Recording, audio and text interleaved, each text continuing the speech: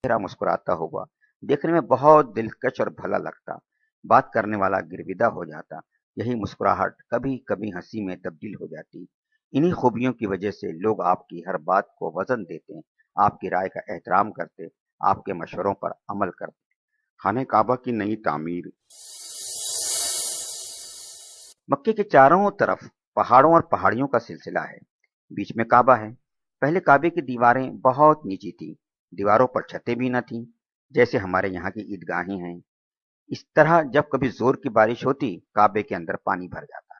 एक बार का वाकया है। मक्के में बहुत जबरदस्त सैलाब आया। बहुत सी इमारतें ढह गईं। काबे के अंदर पानी भर गया। इससे दीवारों में शिगाफ पड़ गए। बुनियादें कमजोर हो गईं। ये चीज मक्के वालों के लिए एक मसला बन गई। उन्हें इसकी मरम्मत की फिक्र हुई। औरों की तरह आपको भी हुई।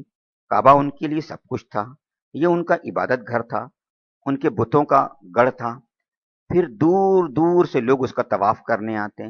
इससे उनकी तिजारत को फरोग होता, कारोबार में तरक्की होती। इतना ही नहीं, इसकी वजह से उन्हें लोगों की नजरों में एक ऊंचा मुकाम हासिल था। आने वाले उनकी इज्जत करते, अपने से ऊंचा और बरतर समझते, क्योंकि ये काबे के हमसाया थे, उसके खिदमतगार और पासबान थे, उससे मुताल्लिक मुख्तलिफ ओहदों पर सरफराज थे। ये लोग एक जगह जमा हुए, आपस में मशवरा करने लगे, क्या किया जाए। क्या पुरानी इमारत ढा दी जाए और फिर से नई इमारत बनाई जाए? अगर ऐसा करना है तो इसका बेड़ा कौन उठाएगा? कौन इसे ढाएगा? फिर कौन इसे तामीर करेगा? काबा अल्लाह का सबसे मुकद्दस घर है। वो डरते थे, कहीं उसे ढाने से अल्लाह नाराज ना हो जाए, कहीं सर पर कोई बला ना आ जाए। अक्ल हैरान थी, करें तो क्या करें। लेकिन इमारत बिल्कुल बोसीदा हो चुकी थी। बुनियादें कमजोर पड़ चुकी थीं। हर आन उसके ढहे जाने का खतरा था। उसकी नई तामीर के सिवा कोई चारा कार ना था। चारों नाचार उन्होंने डरते डरते उसे ढाने का फैसला कर लिया। लेकिन अभी एक मसला और था। नई इमारत मजबूत और पायदार होनी चाहिए। उसके लिए उम्दा सामान कैसे फराहम हो? माहिर कारीगर कहाँ से आए जो सलीके से पत्थर जोड़ सकें और एक खूबसूरत और मजबूत इमारत तैयार कर सकें? खुदा का करना। उन्हीं दिनों एक रूमी आदमी मिस्र से जहाज लेकर चला। वो हबशा जा रहा था।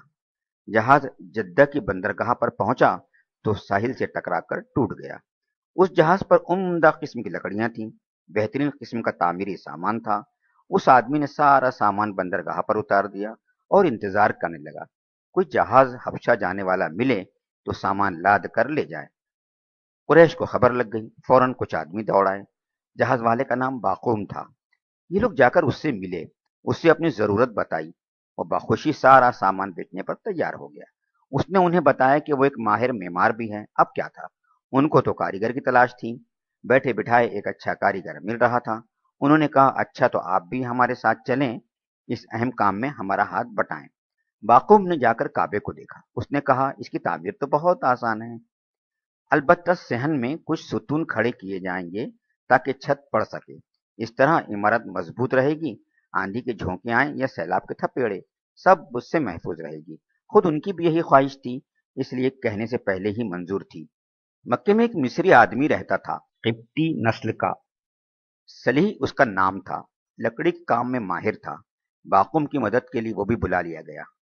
कुरैश ने काबे के अलग अलग हिस्से किए और आपस में बांट लिए कि उसे ढाने में हर कबीले का हाथ रहे।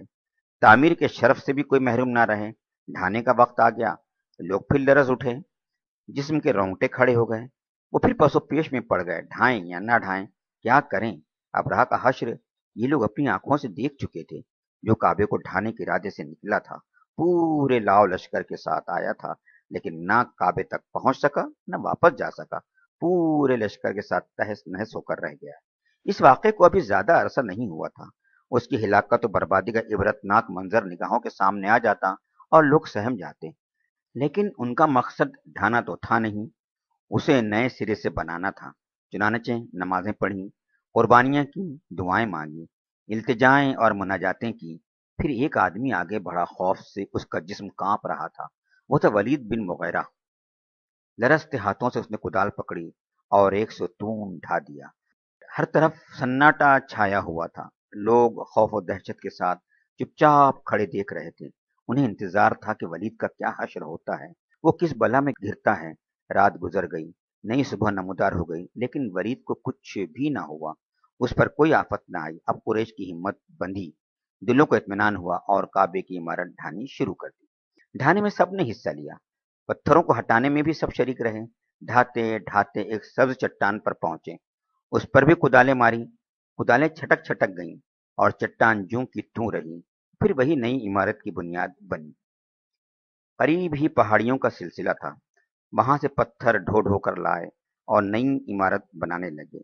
आप और आपके सारे चचा इस काम में पेश पेश थे। देखते देखते मजबूत दीवारें खड़ी हो गईं।